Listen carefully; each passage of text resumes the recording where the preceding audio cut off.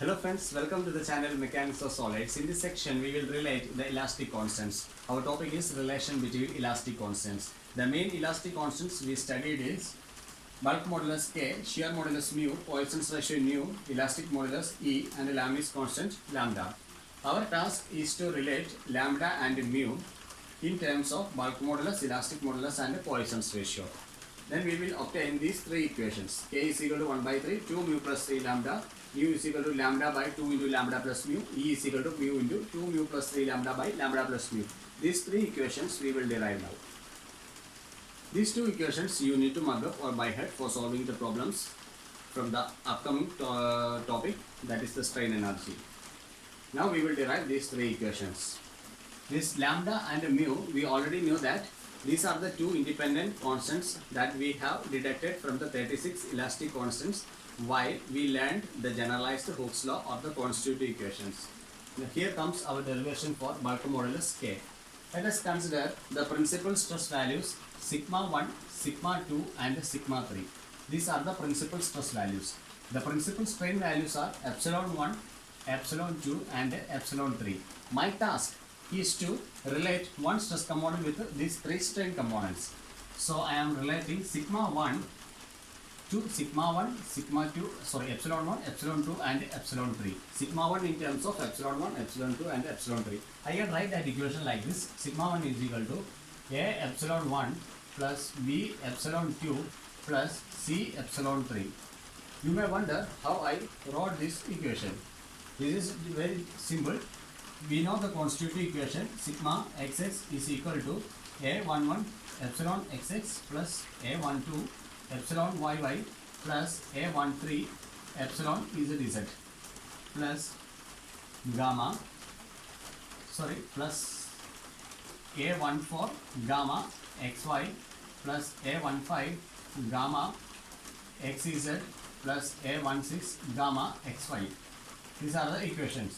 Here we are just considering the principal stress values and the principal strain values. While considering the principal stress and strain values, no need to consider the principal shear stress and shear strain. So I am neglecting the shear strain here because I am considering just principal stress and principal strain. And instead of this A11, I can write A. Instead of A12, A11 and A13 are elastic constants. So instead of this constant, I can write a constant B. Instead of A13, I can write a constant C. And this is how I relate sigma 1 to epsilon 1, epsilon 2 and epsilon 3. Now another thing in hand is that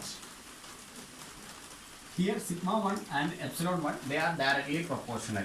But here we can say epsilon 2 and epsilon 3, this will be transverse in direction to epsilon 1. Because I know that sigma 1 is proportional to epsilon 1. But epsilon 2 and epsilon 3 are transverse in direction to epsilon 1. Therefore, I can write B is equal to C. B and C are constants. Since epsilon 2 and epsilon 3 are transverse in direction to epsilon 1, B is equal to C. So, sigma 1 is equal to A epsilon 1 plus B into epsilon 2 plus epsilon 3. Fine.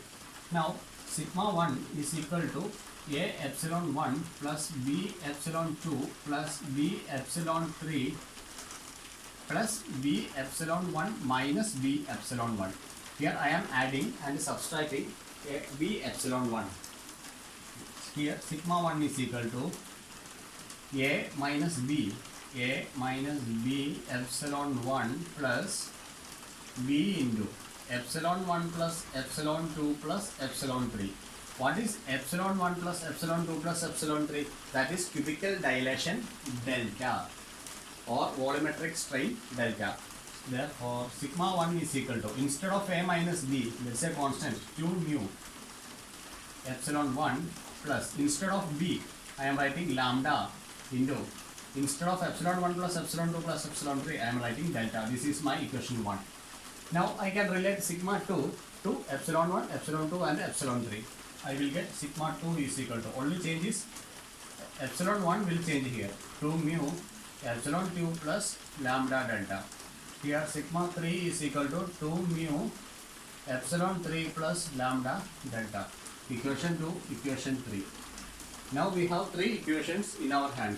I am just adding these three equations now.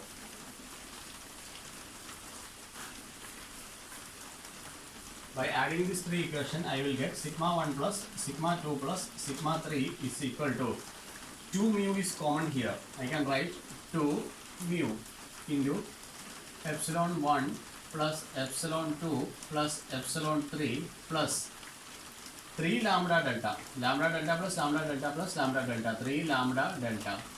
If sigma 1 is equal to sigma 2 is equal to sigma 3 is equal to sigma, I can write 3 sigma is equal to 2 mu into what is epsilon 1 plus epsilon 2 plus epsilon 3, that is delta itself. 2 mu delta plus 3 lambda into delta.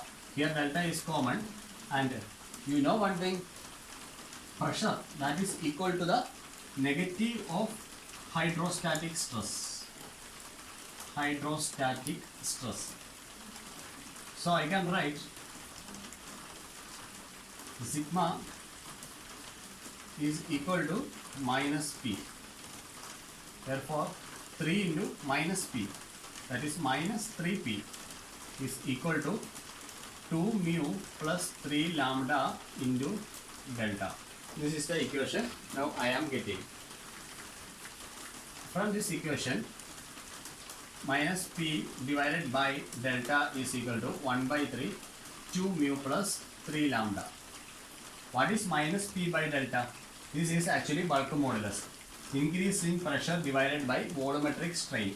This negative we can neglect, because if volume is decreasing, we can use this negative sign. If volume is increasing, we can use the positive sign. This delta increase the volumetric strain, change in volume to the original volume. So I can write P by delta or minus P by delta. This P by delta is the bulk modulus K. So K is equal to 1 divided by 3, 2 mu plus 3 lambda. Now I related bulk modulus K in terms of mu and lambda. So this is our first equation for bulk modulus. Now we can derive E and mu in the next video. Okay, thank you.